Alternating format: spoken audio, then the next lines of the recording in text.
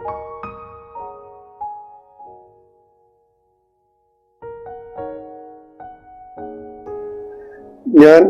Doctor KS Shaji, ആരോഗ്യശാസ്ത്ര സർവകലാശാലയുടെ ഗവേഷണ വിഭാഗത്തിന്റെ ഡീനാണ്. നമുക്കിന്ന് ആരോഗ്യകരമായ വാർദ്ധക്യത്തെ പറ്റി സംസാരിക്കാം. 2021 മുതൽ 2030 വരെയുള്ള 10 വർഷം ലോകാരോഗ്യ സംഘടന ആരോഗ്യകരമായ വാർദ്ധക്യത്തിന് വേണ്ടിയുള്ള പതിറ്റാണ്ടായിട്ടാണ് തീരുമാനിച്ചിട്ടുള്ളത്. അത് മാത്രവുമല്ല, ലോകരാഷ്ട്രങ്ങളോട് ഈ 10 വർഷം ചെയ്തു തീർക്കേണ്ട നിരവധി നടപടികളെ പറ്റി കൃത്യമായി പ്രതിപാദിച്ചുകൊണ്ട് ഒരു റിപ്പോർട്ടും പ്രസിദ്ധീകരിച്ചിട്ടുണ്ട്. Decade of healthy ageing report എന്നാണ് അതിന് പറയുക. ഇത് ലോകാരോഗ്യ സംഘടന പ്രസിദ്ധീകരിച്ചിട്ടുള്ളതും അവരുടെ വെബ്സൈറ്റിൽ നമുക്ക് ലഭ്യമായതുമായ ഒരു റിപ്പോർട്ടാണ്. അതിനെപ്പറ്റി ഈ ദിവസം പറയുന്നത് ശരിയായിരിക്കുമെന്ന് തോന്നുകയാണ്. 4 മേഖലകളിലാണ് ഗവൺമെന്റുകൾ ശ്രദ്ധിക്കേണ്ടത്.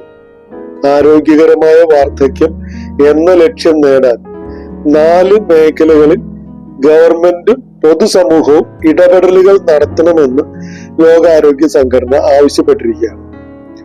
ഒന്നാമതായി വേണ്ടത് വാർദ്ധക്യത്തെ പറ്റിയുള്ള അവഗണനയോടും ഒരല്പം അവജ്ഞയോടും കൂടെയുള്ള ഒരു രീതി പൊതുസമൂഹത്തിൽ പലരും അവലംബിച്ചു വരുന്നുണ്ട്. ഇതിന് ഏജിസം എന്നാണ് പറയുക. വയസ്സായില്ലേ, ഇനി എല്ലാത്തിൽ നിന്നും ഒഴിവായിക്കോളൂ, അല്ലെങ്കിൽ വലിയ പങ്ക് വഹിക്കേണ്ട എന്ന നിലപാട് ചെറുപ്പക്കാർ, പ്രായം കുറഞ്ഞവർ എടുക്കുന്ന ഒരു അവസ്ഥയാണ് നമ്മൾ ഏജിസം എന്ന് പറയുന്നത്. ഇത് ഒരു പരിഷ്കൃത സമൂഹത്തിനും അംഗീകരിക്കാൻ പറ്റുന്ന കാര്യമല്ല. അതുകൊണ്ട് തന്നെ കൃത്യമായ അവബോധം ജനങ്ങളിൽ സൃഷ്ടിച്ചുകൊണ്ട് വയസ്സായ സീനിയറായിട്ടുള്ള പ്രായമായ വ്യക്തികൾക്ക് അവർക്ക് വേണ്ട ഒരു ഇടം എന്ന് പറഞ്ഞു കഴിഞ്ഞാല് ഒരു ഫിസിക്കൽ സ്പേസ് അല്ല, അവർക്ക് വേണ്ട ഒരു പൊതു ഇടം ഉണ്ടാക്കേണ്ടതും നിലനിർത്തേണ്ടതും ഗവൺമെന്റുകളുടെയും പൊതുസമൂഹത്തിന്റെയും ഉത്തരവാദിത്തമാണെന്നുള്ളതാണ് ആദ്യത്തെ കാര്യം. അതിനായ നടപടികൾ ഗവൺമെന്റ് പൊതുസമൂഹം എടുക്കണം. രണ്ടാമത്തെ കാര്യം, നമുക്ക് എല്ലാവർക്കും ആന്തരികമായ കുറെ കഴിവുകൾ ഉണ്ടാവും, സ്വതസിദ്ധമായ കഴിവുകൾ. ഈ കഴിവുകൾ പലതരത്തിലുള്ളതായിരിക്കും. ഒന്ന്, കാഴ്ച, ശ്രവണശക്തി തുടങ്ങിയ അടിസ്ഥാന കഴിവുകൾ, ജോലി ചെയ്യാനുള്ള കഴിവുകൾ, പല രീതിയിൽ സമൂഹത്തിന് സംഭാവനകൾ നൽകാനുള്ള കഴിവുകൾ. ഇതെല്ലാം പ്രോത്സാഹിപ്പിക്കേണ്ട ഒരു കാര്യമാണ്. അപ്പോൾ ഇന്നേറ്റ് അബിലിറ്റീസ് എന്ന് പറയുന്നത് പ്രായമേറും തോറും കുറച്ചൊരു ക്ഷീണം, ശേഷിക്കുറവ് ഉണ്ടാകാവുന്ന കാര്യമാണ്. പക്ഷേ അവയുടെ ശേഷിക്കുറവ് അല്ലെങ്കിൽ പോരായ്മ ഏറ്റവും ലഘൂകരിക്കുന്ന രീതിയിലുള്ള ഒരു പരിസരം സൃഷ്ടിക്കുക, അല്ലെങ്കിൽ ഉള്ള കഴിവുകൾ വികസിപ്പിക്കാനും നിലനിർത്താനുമുള്ള ഒരു സാഹചര്യം സൃഷ്ടിക്കുക എന്നുള്ളത് പൊതുസമൂഹത്തിന്റെയും സർവോപരി ഗവൺമെന്റിന്റെയും ഉത്തരവാദിത്തമാണെന്നുള്ളതാണ് രണ്ടാമത്തെ നടപടി വേണ്ട ഒരു കാര്യം. മൂന്നാമത്തെ കാര്യം വളരെ പ്രധാനമാണ്. പ്രായമായവരുടെ സാമൂഹ്യ ആരോഗ്യ പരിപാലന പരിപാടികൾ അത് എവിടെ ആയിരിക്കണം? അത് വീടിനോടടുത്തായിരിക്കണം.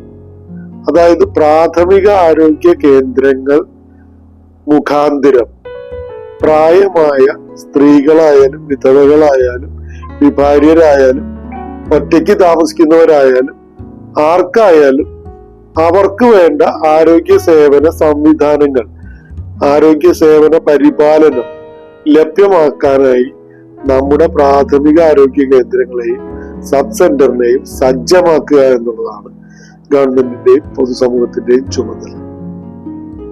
ഇനി നാലാമതായിട്ടുള്ള കാര്യം, ചില രോഗങ്ങൾ, അതിൽ തന്നെ വല്ലാതെ വ്യക്തിക്ക് ബുദ്ധിമുട്ട് ഉണ്ടാക്കാത്ത തരത്തിലുള്ള രോഗങ്ങളുണ്ട്. ഉദാഹരണത്തിന് പ്രമേഹം, അധിക രക്തസമ്മർദ്ദം, ഇത് പലർക്കും ഉള്ളതാണ്. പക്ഷെ അതേസമയം അവനവന്റെ ദൈനംദിന കാര്യങ്ങൾ ചെയ്യാനുള്ള കഴിവ് പോലും ഇല്ലാതെയാക്കുന്ന ഡിമെൻഷ്യ അല്ലെങ്കിൽ മേധാക്ഷയം പോലുള്ള രോഗങ്ങളും ഉണ്ട്. അല്ലെങ്കിൽ പക്ഷപാതം വന്ന് ഒരു വശം തളർന്നു പോവുക. ഇത്തരം രോഗമുള്ള ആൾക്കാർക്ക് ദീർഘകാല പരിചരണം ഉറപ്പാക്കുക, അതിനുവേണ്ട ഓൾഡ് ഏജ് ഹോമുകളായാലും വീട്ടിൽ വന്ന് ഹോം കെയർ ആയാലും അതിനുവേണ്ട സംവിധാനങ്ങൾ ഒരുക്കുക, അതിനുവേണ്ട ആരോഗ്യ സേവന സംവിധാനങ്ങളും പരിപാലന രീതികളും വികസിപ്പിച്ചെടുക്കുക എന്നുള്ളതും ഗവൺമെന്റിന്റെയും പൊതുസമൂഹത്തിന്റെയും ഉത്തരവാദിത്തമാണ്. ഇപ്പോൾ കഴിഞ്ഞ വർഷം കേരളത്തില് വളരെ നല്ല രീതിയിലുള്ള ഒരു മാറ്റം ഉണ്ടായിട്ടുണ്ട്. സാമൂഹ്യ നീതി വകുപ്പിന്റെ നേതൃത്വത്തിൽ ഓർമ്മത്തോണി എന്ന ഒരു പരിപാടി പ്രഖ്യാപിച്ചിട്ടുണ്ട്. അതിനുള്ള നടപടികൾ തുടങ്ങിക്കഴിഞ്ഞു. പ്രായമായവരിൽ ഉണ്ടാകുന്ന നിരവധി രോഗങ്ങളിൽ ഗൗരവമുള്ള ഒരു രോഗമാണ് ഡിമെൻഷ്യ അല്ലെങ്കിൽ മേധാക്ഷയം എന്ന രോഗം. ഈ രോഗം ഉണ്ടാകുന്നത് ആരുടെയും കുറ്റം കൊണ്ടല്ല, പലതരം രോഗങ്ങൾ കൊണ്ടുണ്ടാകുന്ന ഒരു രോഗാവസ്ഥയാണ്.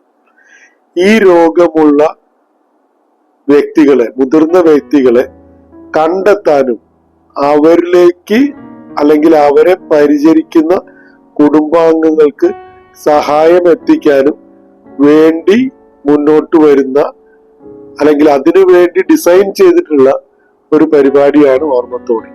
അത് അതിന്റെ പ്രാരംഭ ഘട്ടത്തിലാണ്. കേരളത്തിലെ 100-ലധികം വരുന്ന വയോമിത്രം ഡോക്ടർമാരെ പരിശീലിപ്പിച്ചു കഴിഞ്ഞു. വയോമിത്രം യൂണിറ്റുകളിലെ മറ്റ് ആരോഗ്യ പ്രവർത്തകരെ പരിശീലിപ്പിച്ചു കഴിഞ്ഞു. ഇനി ആശാ വർക്കർമാർ തുടങ്ങിയ സമൂഹത്തിൽ ഇറങ്ങി, കമ്മ്യൂണിറ്റിയിൽ ഇറങ്ങി ജോലി ചെയ്യുന്ന ആരോഗ്യ പ്രവർത്തകരെയും കൂടെ പരിശീലിപ്പിക്കും. തുടർന്ന് ഈ പരിപാടി കൂടുതൽ വ്യാപകമായി നിലവിൽ വരികയും ചെയ്യും. ഓർമ്മത്തോണിയുടെ ഒരു പരിമിതി, ഇപ്പോഴുള്ള പരിമിതി, ഇത് വയോമിത്രം എന്ന് പറയുന്ന കുറെ നാളായി നിലവിലുള്ള ഒരു പരിപാടിയുടെ ഭാഗമായിട്ടാണ് അവതരിപ്പിക്കപ്പെട്ടിട്ടുള്ളത്. വയോമിത്രമാകട്ടെ കേരളത്തിലെ കോർപ്പറേഷൻസ്, നഗര കേന്ദ്രീകൃതമായ ഒരു പരിപാടിയാണ്. കേരളത്തിലെ ഗ്രാമീണ മേഖലയിൽ വയോമിത്രം സേവനം ലഭ്യമല്ല. അപ്പോൾ തൽക്കാലം ഒന്നാമത്തെ ഫേസിൽ ഓർമ്മത്തോണി വയോമിത്രത്തിന്റെ ഭാഗമായി കേരളത്തിലെ മുനിസിപ്പാലിറ്റീസും കോർപ്പറേഷനിലുമാണ് വരാൻ പോകുന്നത്. ഏതാനും ചില ബ്ലോക്കുകളിലും കൂടെ ഇതുണ്ടാകും. അപ്പോ നമ്മൾ ചെയ്യേണ്ട കാര്യം, ഈ ഓർമ്മത്തോണി എന്ന പരിപാടി വീടുകളിൽ പരിചരണം ആവശ്യമായ വയോജനങ്ങൾ, ഡിമെൻഷ്യ ബാധിച്ച വയോജനങ്ങൾക്കും കൂടെ ലഭ്യമാകുന്ന രീതിയിൽ ഇത് തദ്ദേശ സ്വയംഭരണ സ്ഥാപനങ്ങളുടെ സഹകരണത്തോടുകൂടെ നടപ്പാക്കേണ്ടി വരും. ഇതിന് പൊതുസമൂഹത്തിന് വലിയൊരു പങ്ക് വഹിക്കാൻ സാധിക്കും. ഗ്രാമസഭകളിലും നഗരസഭകളിലും ഇതെല്ലാം ഒരാവശ്യമാണ് എന്ന രീതിയിൽ അവതരിപ്പിച്ച് തദ്ദേശ സ്വയംഭരണ സ്ഥാപനങ്ങളെ ഇത് ഒരു അവശ്യ വയോജന സേവനമായി മാറ്റേണ്ട കാര്യത്തിൽ എല്ലാവരും ശ്രദ്ധിക്കണം. ഇതാണ് ആരോഗ്യകരമായ വാർദ്ധക്യം എന്ന ലോകാരോഗ്യ സംഘടന വിഭാവനം ചെയ്തിട്ടുള്ള ഈ പതിറ്റാണ്ടിൽ നാം ചെയ്യേണ്ട ഒരു പ്രധാനപ്പെട്ട കാര്യം. ലോക വയോജന ദിനമായ ഒക്ടോബർ 1 നമുക്ക് ഇത്തരം പരിപാടികൾക്ക് തുടക്കം കുറിക്കുകയാണ് വേണ്ടത്. അല്ലാതെ അടുത്ത 2025 വയോജന ദിനം വരെ ഒന്നും ചെയ്യാതിരിക്കുകയല്ല വേണ്ടത്. അപ്പൊ ഈ ഓർമ്മത്തോണി ഒരു നല്ല തുടക്കമാണ്. അതിന് എല്ലാ ജനങ്ങളുടെയും പിന്തുണ അപേക്ഷിക്കുകയാണ്, ഗവൺമെന്റിന് വേണ്ടി, കേരള ആരോഗ്യ സർവകലാശാലയ്ക്ക് വേണ്ടി. നന്ദി, നമസ്കാരം.